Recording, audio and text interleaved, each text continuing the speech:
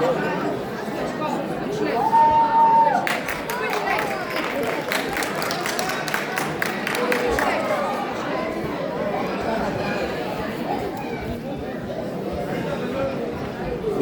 പ്രേക്ഷകരെ, ദൈവം സൃഷ്ടിച്ച ഏറ്റവും മനോഹരമായ സൃഷ്ടിയാണ് കുടുംബം. ആ കുടുംബത്തിൻ്റെ അടിസ്ഥാനം സ്നേഹമാണ്. പണത്തിനു മീതെ പരുന്തും പറക്കില്ല എന്ന പഴഞ്ചൊല്ലിൻ്റെ ആവർത്തനമെന്നോണം ഇന്ന് സ്നേഹത്തിൻ്റെ കൂടാരങ്ങൾ പലപ്പോഴും ശിഥിലമായിക്കൊണ്ടിരിക്കുകയാണ്. അത്തരം അഭിനവ യാഥാർത്ഥ്യങ്ങളുടെ നേരെ വിരൽ ചൂണ്ടുന്ന ഒരു ചെറുനാടകമാണ് ഇന്ന് നിങ്ങൾക്ക് മുമ്പിൽ അവതരിപ്പിക്കുന്നത്. ഇതിലെ കാഴ്ചകളും സംഭാഷണങ്ങളും ഒന്നും പുതുമയുള്ളതല്ല. നമുക്ക് ചുറ്റും ആവർത്തിക്കുന്ന ചില പതിവ് യാഥാർത്ഥ്യങ്ങൾ മാത്രം. വിനയപൂർവ്വം ആരംഭിക്കട്ടെ നസസ്സിലെ തണൽ മരങ്ങൾ.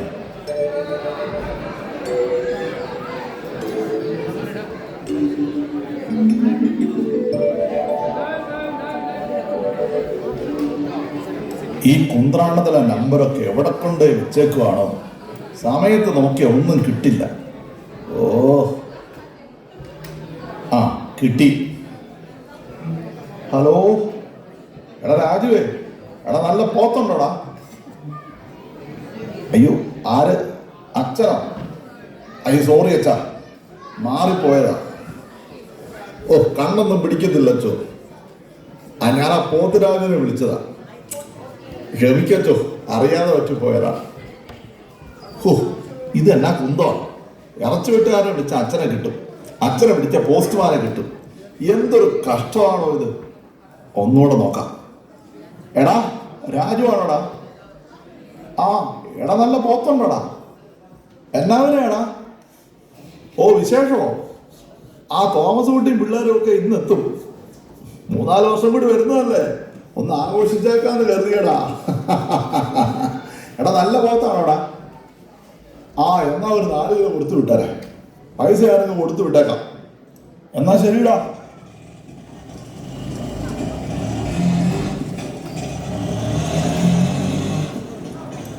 ഇതാരായി രാവിലെ തന്നെ?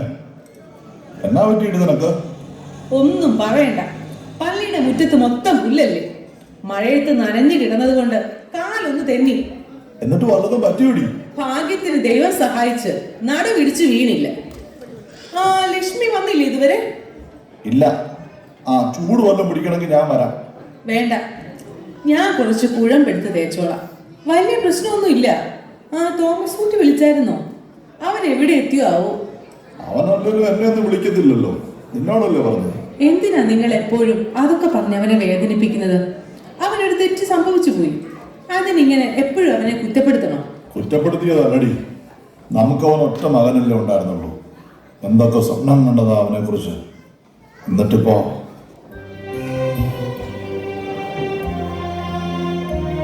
പുതിയ തലമുറയിലെ പിള്ളേരാകുമ്പോ എപ്പോഴും വീട്ടിൽ വന്ന് നിൽക്കാൻ പറ്റുമോ? നമുക്ക് എങ്ങനെയെങ്കിലും ഒക്കെ ജീവിച്ചു പോകാന്നേ. എടി, നമ്മളിൽ ഒരാൾ പോയാൽ പിന്നെ നീ അത് ചിന്തിച്ചു നോക്കിയിട്ടുണ്ടോ അന്നമ്മേ? തെക്കേലെ കൊച്ചു വെറുതെ ചേട്ടൻ കഴിഞ്ഞ ആഴ്ച മരിച്ചപ്പോ കണ്ടത് 4 ദിവസം കഴിഞ്ഞ. മക്കളൊക്കെ പുറത്താ. വളർത്തി വലുതാക്കിയ അപ്പൻ ചത്തു ചീഞ്ഞു കിടന്നിട്ടും ഒരു മനുഷ്യക്കുഞ്ഞു പോലും അറിഞ്ഞില്ല. ഒരാഴ്ചക്കിടയിൽ അവരത് അന്വേഷിച്ചു പോലും ഇല്ലെന്ന്.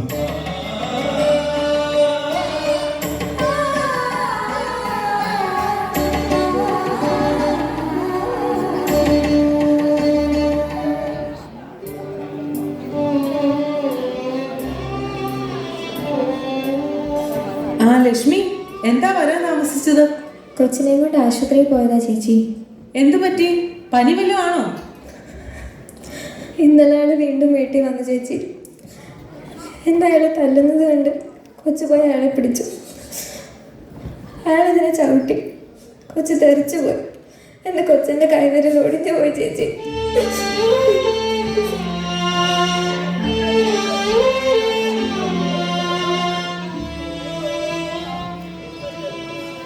എന്തൊരു ക്രൂരതയാണ് അവൻ കാണിക്കുന്നത്. അവനെതിരെ ഒരു കേസ് കൊടുത്തുകൂടെ നിനക്ക്? എനിക്ക് പേടിയാ ചേച്ചി. ആരാ എനിക്കുള്ളത്? അയാൾ എൻ്റെ കൊച്ചിനെ കൊന്നുകളെ. ലക്ഷ്മി വിഷമിക്കാതെ, ഞാൻ ജിസമോളോട് പറയാം. അവൾ എന്തെങ്കിലും ഒരു വഴി കാണും. ചേച്ചി, എനിക്കൊരു സഹായം ചെയ്യാമോ? സിസ്റ്ററിനോട് പറഞ്ഞ് എൻ്റെ കൊച്ചിനെ കൊച്ചിനെ അവരുടെ അനാഥാലയത്തിൽ ചേർക്കാമോ? ഇങ്ങനെ കിടന്ന് നരകിക്കുന്നതിലും ഭേദം പിന്നെ ഞാൻ എവിടെങ്കിലും പോയി ചത്തോളാം.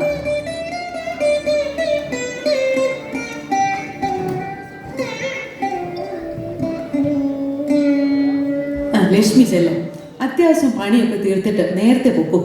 ബാക്കിയൊക്കെ ഞാൻ ചെയ്തോളാം. അവര് വരുന്നോണ്ടാ കേട്ടോ.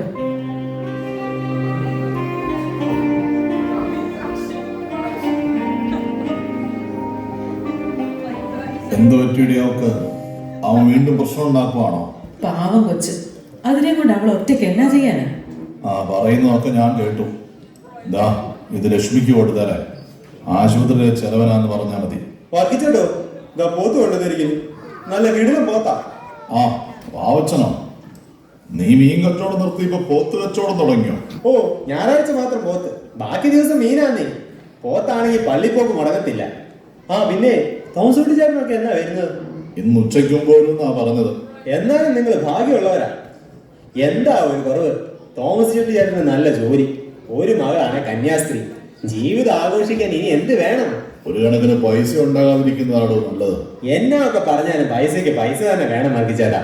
നാളെ നല്ല മീൻ വല്ലതും ഉണ്ടെങ്കിൽ കൊണ്ടുവന്നേക്കണം. നല്ല ആലപ്പുഴ കരിമീൻ വരുന്നുണ്ട്, കൊണ്ടുവരട്ടെ? താൻ കൊണ്ടുപോടോ, പിള്ളേരൊക്കെ വരുന്നതല്ലേ, കുറച്ച് നല്ല മീനായിക്കോട്ടെ. എന്നാ പോയിട്ട് വരാൻ വർക്കിച്ചേട്ടാ. ഇനി വീട്ടിൽ ചെന്നിട്ട് പിള്ളേർക്ക് കറി വെച്ച് കൊടുക്കണം. എന്റെ ഇറച്ചിക്കറി വീട്ടിൽ ഫേമസാ. പെമ്പർ നൂത്തിക്ക് വലിയ ഇഷ്ടാ. എന്നാ ശരി വർക്കിച്ചേട്ടാ, തോമസ് കുട്ടിച്ചേട്ടൻ വരുമ്പോ അന്വേഷിച്ചെന്ന് പറയണേ. അന്നമ്മേ, എടിയാ വാക്കത്തി ഇങ്ങെടുത്തേ, ഞാൻ 2 വാഴയില വെട്ടിക്കൊണ്ട് വരട്ടെ. ഉച്ചയ്ക്ക് നമുക്കൊരു സദ്യ കൊടുക്കാം. പിള്ളേർക്കൊക്കെ അതിന് വലിയ സന്തോഷമായിരിക്കും. അവര് വാഴയിലിട്ടൊന്നും തിന്നുമെന്ന് എനിക്ക് തോന്നുന്നില്ല. അവിടെ വളർന്ന പിള്ളേരല്ലേ, നിങ്ങൾ വെറുതെ കഷ്ടപ്പെടാനായിട്ട്. എടി, പിള്ളേർക്ക് അത് ഇഷ്ടമില്ലെങ്കിലും അവനത് വലിയ ഇഷ്ടമാണ്. നിനക്കറിയാൻ മേലെ, പണ്ട് ഉച്ചയ്ക്ക് സ്കൂളിൽ പോകുമ്പോ പൊതി കെട്ടിക്കൊണ്ടു പോകാൻ അവന് വലിയ സന്തോഷമായിരുന്നു. വൈകുന്നേരം തിരിച്ചു വന്ന് നീ പൊതിഞ്ഞു കെട്ടിക്കൊടുത്ത ഇലപ്പൊതിച്ചോറിന്റെ അകത്തെ മുട്ടയുടെ മണത്തെ കുറിച്ചൊക്കെ പറയുന്നത് ഓർമ്മയുണ്ടോടി? എന്നാ നിങ്ങൾ ഇന്ന് വേഗം വെട്ടിക്കൊണ്ടവാ. പപ്പടം തീർന്നു പോയി കേട്ടോ, അതും കൂടി വാങ്ങിച്ചോണ്ട് വരണേ. ആദ്യം ഞാൻ പോയി ഇല വെട്ടിയിട്ട് വരാം, നീ ചെല്ല്. പിന്നെ ലക്ഷ്മിയെ നേരത്തെ വീട്ടിൽ വിട്ടേരെ, ഞാനിപ്പോ വരാം.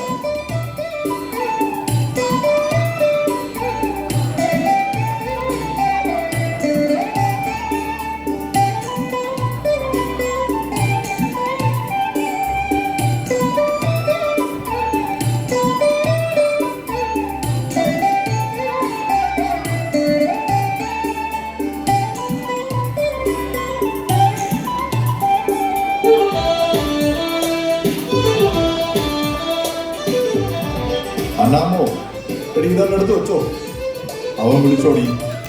ഇതുവരെ ഇല്ല. നിങ്ങൾ വന്ന് ചോറ് കഴിക്കേ. പ്രഷറും ഷുഗറും ഒക്കെ ഉള്ളതല്ലേ, നേരെ 2 മണിയാവുന്നു. മരുന്ന് കഴിക്കാനുള്ളതല്ലേ, അവർ വന്നോളൂ. വേണ്ടടി, അവൻ കൂടി വന്നിട്ട് കഴിക്കാം. പിള്ളേരുടെയൊക്കെ കൂടെ ഇരുന്ന് കഴിച്ചിട്ട് എത്ര കാലമായിടി. ഞാനൊന്ന് പോയി മേല് നനച്ചിട്ട് വരാം. എന്നാ ഞാനങ്ങ് ചെല്ലട്ടെ.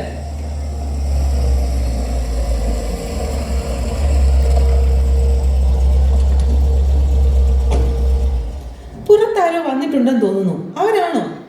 അവരാന്നാ തോന്നുന്നത്. നിങ്ങൾ മുഖം വീർപ്പിച്ച് നിൽക്കാതെ അവരോട് അവളോട് മിണ്ടണം കേട്ടോ. പിള്ളേരെ കാണാൻ കൊതിയാവും. ഞാനേ ലക്ഷ്മിയോട് കുടിക്കാൻ എടുക്കാൻ പറഞ്ഞിട്ട് വരാം.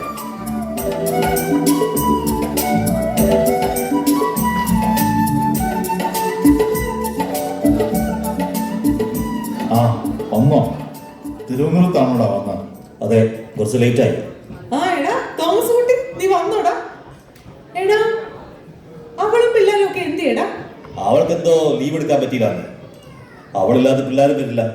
പിന്നെ ഞാനും നിർബന്ധിച്ചില്ല. അവർക്ക് ഇവിടെ ഒന്നും സെറ്റ് ആകത്തില്ല.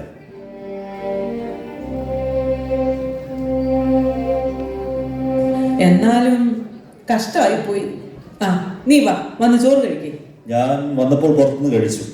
എനിക്ക് ഭക്ഷണം കൃത്യസമയത്ത് കഴിച്ചില്ലെങ്കിൽ ഉറക്കം ശരിയാവില്ല. ഞാനൊന്ന് കിടക്കട്ടെ.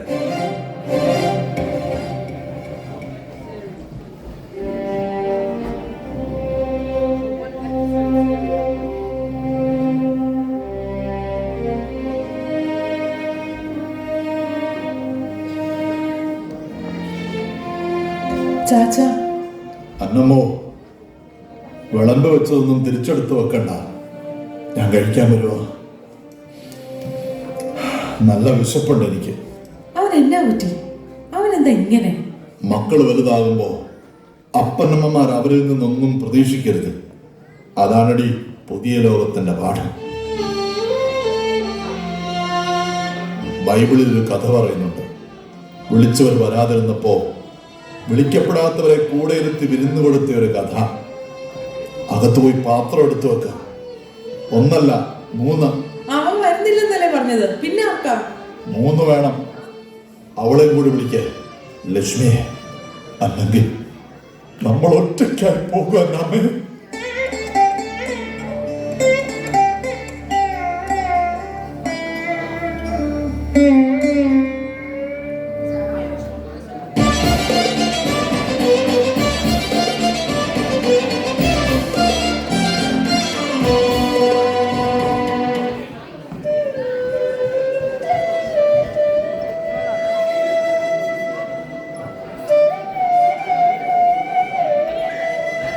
ചാച്ചാ, എന്നാ ഉറങ്ങുവാണോ?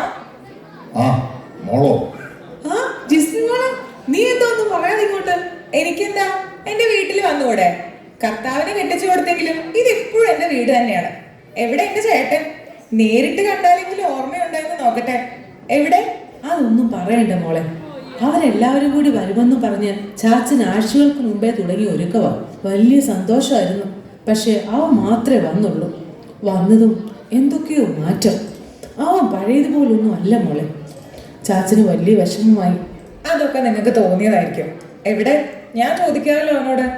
അവൻ വന്നു, അകത്ത് കയറി, പിന്നെ മുറി കയറിയിരുന്നു. പിന്നെ ഇപ്പൊ ഇതേ എങ്ങോട്ടും ഇറങ്ങിപ്പോയി. മോളെ, ശരിക്കും അവൻ എന്തോ പ്രശ്നമുണ്ട്. എനിക്ക് തോന്നുന്നത് പണ്ടത്തെ പ്രശ്നം കാരണം ചിലപ്പോൾ നിങ്ങളെ ഫേസ് ചെയ്യാൻ ബുദ്ധിമുട്ടുണ്ടാവും. അങ്ങനെയല്ല മോളെ, എനിക്കെന്തോ പേടിയാകുന്നു. ആ മോള് വല്ലതും കഴിച്ചോ? ഓഹോ, ഇവിടെ അമ്മയുടെ കൈകൊണ്ട് ഉണ്ടാക്കിയത് കഴിക്കാൻ വേണ്ടിയാണ് മഠത്തിലെ ഫീസ്റ്റ് പോലും വേണ്ടാന്ന് വെച്ച് വന്നത്. നല്ല വിശപ്പ്. എന്നതാ ഉള്ള കഴിക്കാൻ? എല്ലാം ഉണ്ട് മോളെ. ഉണ്ടാക്കി വെച്ചതൊന്നും ആരും കഴിക്കാനില്ലാഞ്ഞിട്ട് ഞാൻ അത് ലക്ഷ്മിക്ക് എടുത്തു കൊടുത്തു. പാവം, അവളുടെ കൊച്ചിന്റെ കൈ അവൻ തല്ലി ഒളിച്ചു. നിന്റെ ഓർഫനേജിൽ എങ്ങാനും ആ കൊച്ചിനെ നിർത്താൻ പറ്റുമോ എന്ന് ചോദിക്കാൻ പറഞ്ഞു. അതൊക്കെ നമുക്ക് പിന്നെ പറയാം. വേഗം എനിക്ക് ഫുഡ് എടുത്തേ. എന്നതാ സ്പെഷ്യല്? ആ നീ വാ, എല്ലാം തിന്ന് തീർത്തിട്ടേ നിന്നെ ഞാൻ വിടും.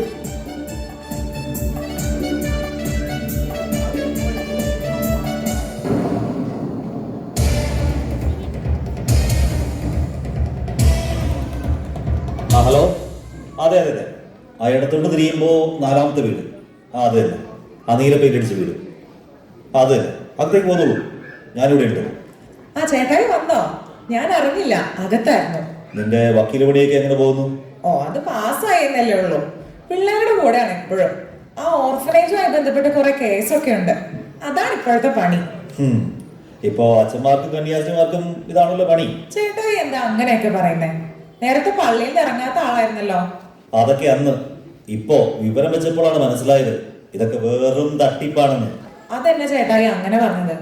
പള്ളിയിൽ വെച്ച് കല്യാണം നടത്താൻ എല്ലാരും പറഞ്ഞതല്ലേ? അതങ്ങനെയാ, ഓരോരുത്തർക്കും സ്വന്തം കാര്യം വരുമ്പോഴല്ലേ അറിയൂ. ചേട്ടായി എന്താ ഇപ്പൊ ഇങ്ങനെയൊക്കെ സംസാരിക്കുന്നേ? ഇതുവരെ ഇങ്ങനെയൊന്നും അല്ലല്ലോ.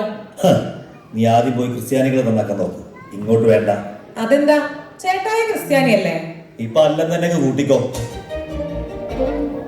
നീ എന്നെ വർത്താനാണ് ഈ പറയുന്നത്? ദൈവദോഷം പറയരുത്. വായി തോന്നുന്നതെല്ലാം പറയുക. ഒരു മതം മാത്രമല്ലല്ലോ ഈ ലോകത്തുള്ളത്. ആരാ? ആ രജിസ്റ്റർ ഓഫീസിൽ നിന്നാ. ഈ സാറ് പറഞ്ഞിട്ട് വന്നതാ. ഇതെന്നാ ചേട്ടായി കാണിക്കുന്നേ? നീ എന്താണ് ഇവിടെ വല്ല കച്ചവടം നടത്തുന്നുണ്ടോ? ചാച്ചൻ അറിയാത്ത എന്ത് കച്ചവടമാണ് ഇവിടെ നടക്കുന്നത്? വയസ്സാങ്കാലത്ത് എല്ലാവർക്കും കൂടി വല്ല പുണ്യം മൂത്തിട്ടെ വല്ല കന്യാസ്ത്രീമഠത്തിൽ എഴുതി കൊടുക്കാതിരിക്കാൻ ഞാനൊരു മുൻകരുതൽ എടുത്തതാ. ചേട്ടായി, നിനക്കെന്താ അവളെ കെട്ടിയപ്പോ നിന്റെ വെളിവ് നഷ്ടപ്പെട്ടോ? വെളിവ് നഷ്ടപ്പെട്ടതേ നിങ്ങൾക്കാ. എല്ലാരും കൂടെ ചേർന്ന് എല്ലാം എഴുതി കൊടുക്കാൻ വേണ്ടിയല്ലേ ഇവളിവിടെ കയറി ഇറങ്ങുന്നത്.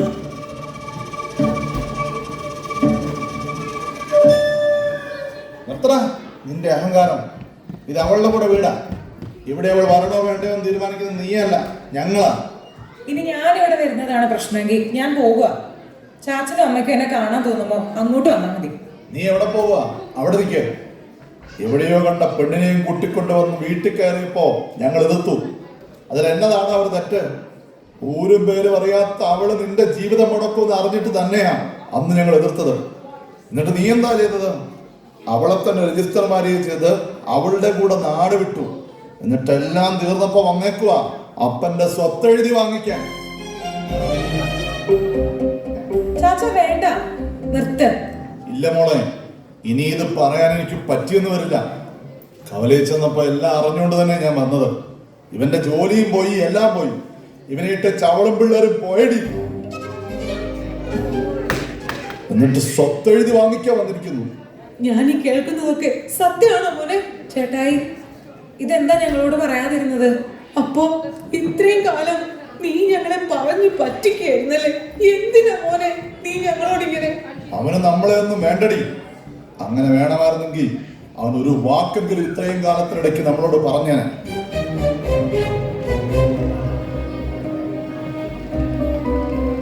ചാച്ച, നമുക്ക് എങ്ങനെയെങ്കിലും ചേട്ടായിയെ പറഞ്ഞ് മനസ്സിലാക്കണം. എന്തു മനസ്സിലാക്കാൻ? ഓരോ തവണ അവൻ ഫോൺ വിളിക്കുമ്പോഴും ഒരു തവണയെങ്കിലും എന്നെ ഒന്ന് അന്വേഷിക്കുകയെങ്കിലും ചെയ്യുമെന്ന് ഞാൻ കരുതി. പക്ഷെ ഇല്ല. പ്രായമാകുമ്പോ അപ്പനമ്മമാര് കേൾക്കാൻ കൊതിക്കുന്ന ഏറ്റവും സന്തോഷമുള്ള ശബ്ദം തന്റെ മക്കളുടെ സ്നേഹമുള്ള ഒരു വിളിയ. അതുപോലും അവൻ എനിക്ക് തന്നില്ല പോലെ.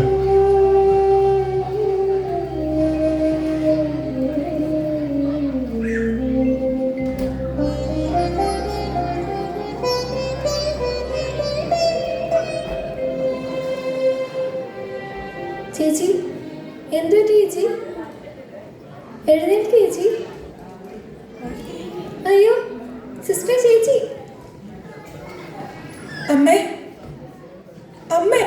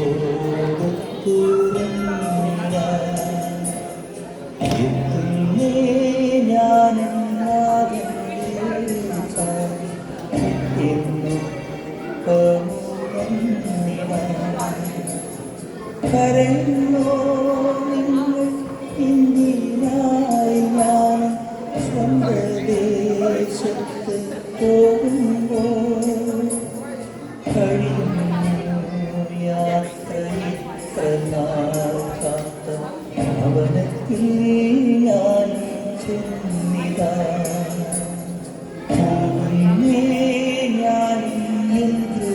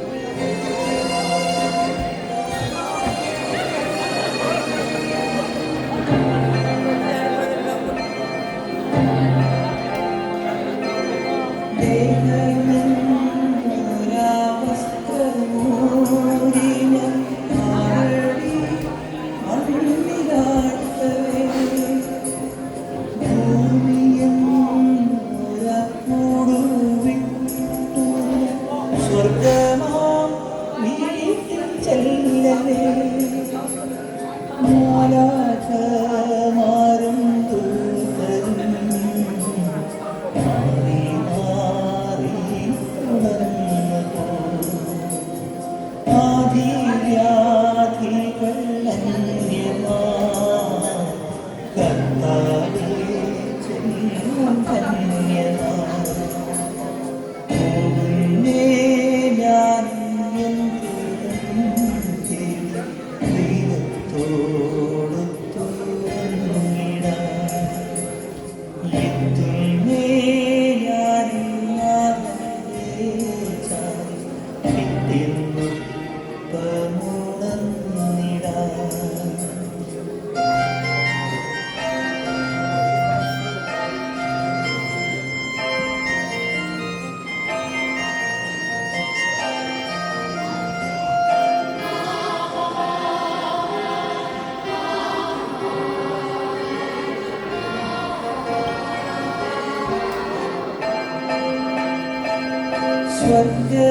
സ്വർഗരാജ്യത്തിൽ ചെന്ന നേരത്ത് കർത്താവിനോട് ചോദിച്ചു, സ്വന്ത ബന്ധങ്ങൾ വിട്ടു പോന്നപ്പോൾ നൊന്തുവീറിയോ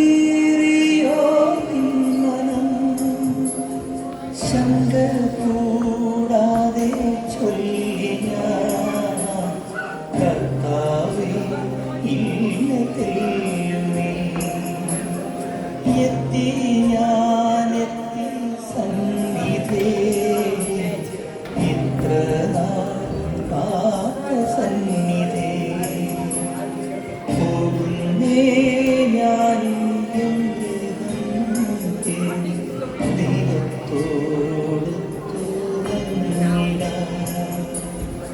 എത്തുന്നേ ഞാൻ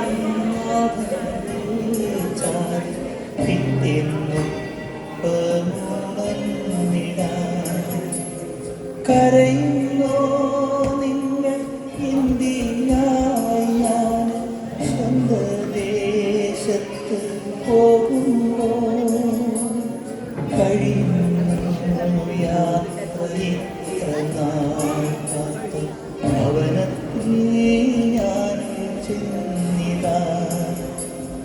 പോകുന്നേ ഞാൻ എൻ്റെ ദൈവത്തോട് തുറന്നിടാം. എത്തുന്നേ ഞാൻ നാഥൻ്റെ ചാരി പിറ്റേന്നു പമുടന്നിടാം. ചാച്ചാ, ഞാൻ നാളെ പോകുക. ചാച്ചൻ ഇവിടെ എങ്ങനെ തന്നെ നിൽക്കും? ചേട്ടായി ഇങ്ങനെ പെട്ടെന്ന് തിരിച്ചു പോകുമെന്ന് ഞാൻ ഒരിക്കലും ഓർത്തില്ല. ലക്ഷ്മിയോടും കൊച്ചിനോടും ഇവിടെ വന്ന് താമസിക്കാൻ ഞാൻ പറഞ്ഞിട്ടുണ്ട്. മോളെ, ഞാനൊരു കാര്യം പറഞ്ഞ മോള് സമ്മതിക്കണം. എന്താ ചാച്ചാ?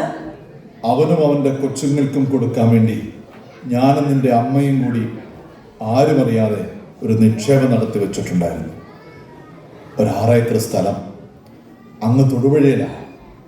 ഇനിയിപ്പോൾ അതിൻ്റെ ആവശ്യമില്ല.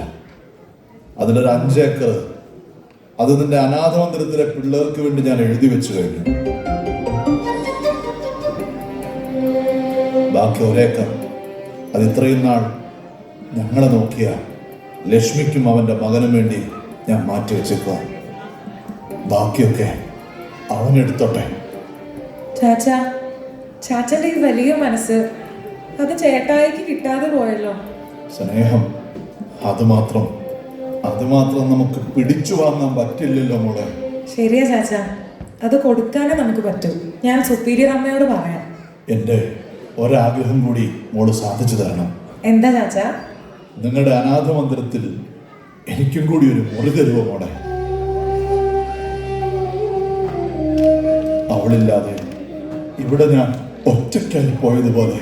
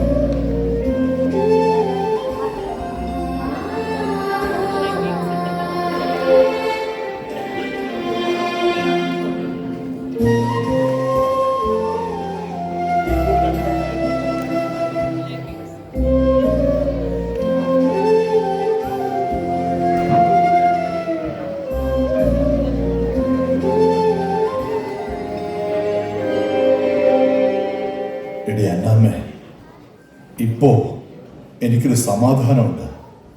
എല്ലാം എല്ലാ ഉത്തരവാദിത്വവും ഇറക്കി വെച്ചപ്പോ ഒരാൾ കാണാൻ വന്നിട്ടുണ്ട് കേട്ടോ.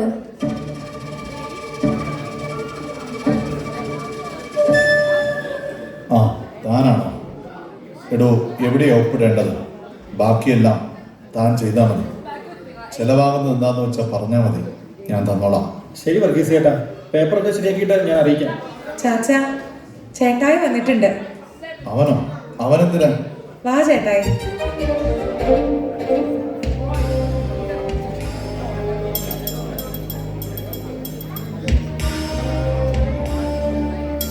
ചാച്ചാ, എന്തിനാണ് വന്നത്?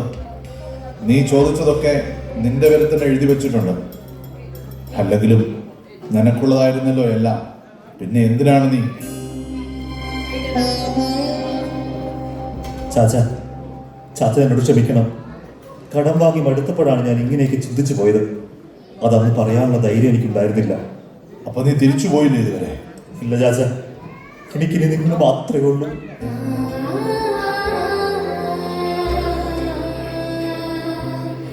മോനെ തോമസ് കുട്ടി, നീയാണ് മോനെ ഞങ്ങളെ ഉപേക്ഷിച്ചു പോയത്. ഞങ്ങളെപ്പോഴും നിന്റെ കൂടെ തന്നെ ഉണ്ടായിരുന്നു. ചാച്ച വരണം വീട്ടിലേക്ക്. വരില്ല എന്ന് ഞാൻ പറയില്ല, പക്ഷെ ഇപ്പോഴില്ല. അതിന് നിന്റെ വീടാ, ഒരു പുതിയ ജീവിതം നിനക്ക് തുടങ്ങാനുള്ള നിന്റെ കൂടാരം. അവിടെ ഞങ്ങളെല്ലാവരും ഉണ്ട്. നീ അവിടെ ഒരു കുടുംബം കെട്ടുമ്പോഴേക്കും ഞാൻ തന്നെ വന്നോളാം. പിന്നെ ഒരു കാര്യം കൂടെ നിന്നോട് ഞാൻ ആവശ്യപ്പെടുകയാണ്. പോകുന്ന വഴിക്ക് ആ പള്ളിയിൽ കയറി ഒന്ന് കുമ്പസാരിച്ചിട്ട് പോകണം. ചാച്ച,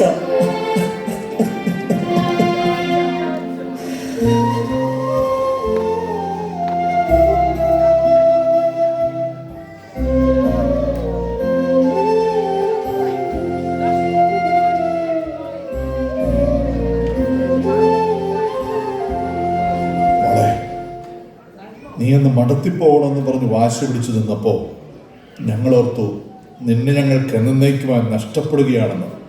പക്ഷേ ഇന്നാണ് നിന്റെ ഈ വിളി എത്ര മനോഹരമാണെന്ന് എനിക്ക് ബോധ്യമായത്.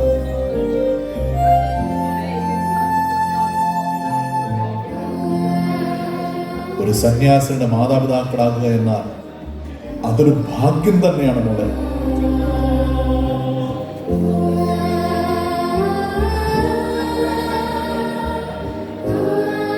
ചാച്ച, ഈശോ മിശിഹായ്ക്ക് സ്തുതിയായിരിക്കട്ടെ. എപ്പോഴും എല്ലായ്പ്പോഴും സ്തുതിയായിരിക്കട്ടെ മോളെ.